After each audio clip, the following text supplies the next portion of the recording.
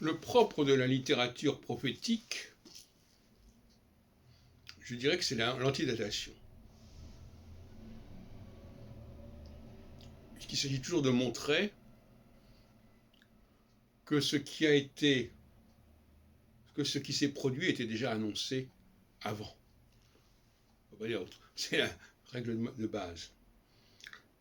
Et ben ouais, une grande naïveté, comme quand je dis par exemple que le récit de l'Exode a été élaboré très tardivement par les gens appartenant au royaume d'Israël, puisque ce récit de l'Exode est constamment en train d'invoquer les enfants d'Israël. On me répond, mais c'est pas possible, puisque l'Exode a eu lieu avant la création du royaume d'Israël, à la mort de Salomon. Mais ce genre de raisonnement est assez pathétique, comme si il n'était pas possible d'imaginer que des textes ont pu être justement antidatés et qu'on a pu placer dans le passé des choses qui auront lieu bien plus tard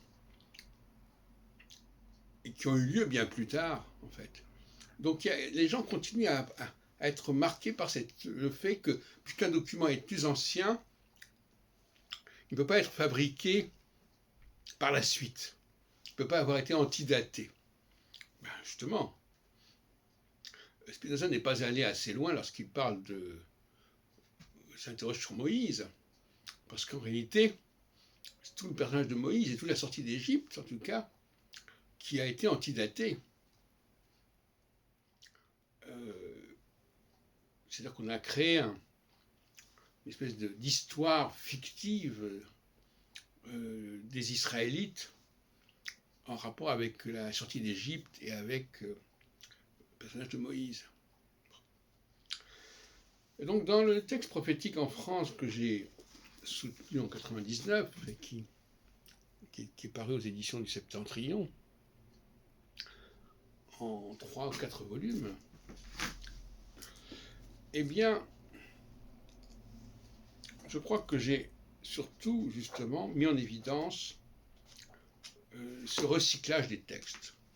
Le recyclage des textes, les antidatations, les contrefaçons, et que c'est ça qui m'a intéressé plus que le prophétisme en lui-même.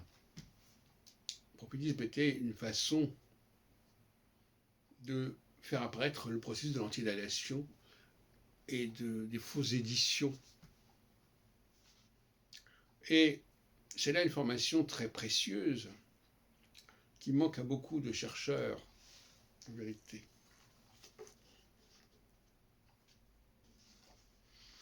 Parce que ce genre de travail sur le prophétisme exige deux qualités, en quelque sorte. D'une part, certains documents ne s'expliquent que par ce qui se passera par la suite, et donc parce que ce qui se passera par la suite va être antidaté. Et par ailleurs, certains documents recyclent des textes plus anciens pour leur redonner une nouvelle actualité. Et donc cette espèce de mouvement comme ça, du passé vers le présent, du futur vers le passé, est assez épuisant quelque part et déroutant pour un certain nombre de personnes qui cherchent dans ce domaine et qui s'égarent assez rapidement. Donc, le prophétisme est un domaine qui met à l'épreuve nos capacités de perspicacité, si on peut dire, en tout cas de critique des documents, des textes.